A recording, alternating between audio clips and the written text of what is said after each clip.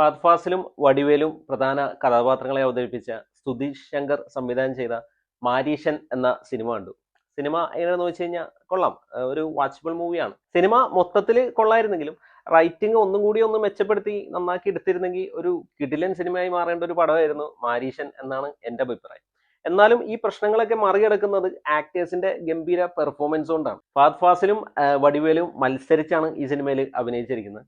അപ്പൊ ഫഹദ് അവതരിപ്പിക്കുന്ന ദയ എന്ന കഥാപാത്രം ഒരു കള്ളനാണ്. അപ്പൊ നമ്മള് രജനീകാന്തിന്റെ വേട്ടയ്യലില് ഒരു ഹൈടെക് കള്ളനായിട്ടുള്ള പാറ്റക്കിന്റെ ഒരു മാനറിസങ്ങളൊക്കെ തന്നെയാണ് ഈ സിനിമയിലും പുള്ളി ചെയ്തിരിക്കുന്നത്. പക്ഷെ ഇതിലൊരു ലോക്കൽ കള്ളനാണെന്നുള്ളൂ.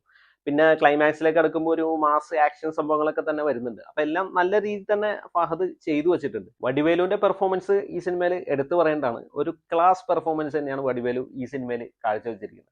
അപ്പോൾ ഒരു അൽഷിമേഴ്സ് അസുഖമുള്ളൊരു കഥാപാത്രം. അപ്പൊ പുള്ളിയുടെ ആ ഒരു മാനറിസവും കാര്യങ്ങളും പിന്നീട് വരുന്ന ചേഞ്ചും എല്ലാം അടിപൊളിയായിട്ടാണ് വടിവേലു ചെയ്തു വെച്ചിരിക്കുന്നത്. നല്ലൊരു പെർഫോമൻസ് തന്നെയായിരുന്നു. ആകെ മൊത്തത്തിൽ പറഞ്ഞു കഴിഞ്ഞാൽ സിനിമ പറയാൻ ഉദ്ദേശിക്കുന്ന തീം ഒരുപാട് സിനിമകളിൽ വന്നിട്ടുള്ളതാണെങ്കിലും സിനിമയുടെ റൈറ്റിംഗ് ഒരു എക്സ്ട്രാ ഓർഡിനറി ലെവലിലേക്ക് വന്നില്ലെങ്കിലും ആക്ടേഴ്സിന്റെ ഗംഭീര പെർഫോമൻസ് കൊണ്ട് കണ്ടിരിക്കാവുന്ന ഒരു സിനിമയായിട്ട് തന്നെയാണ് മാരീഷൻ എനിക്ക് അനുഭവപ്പെട്ടത്.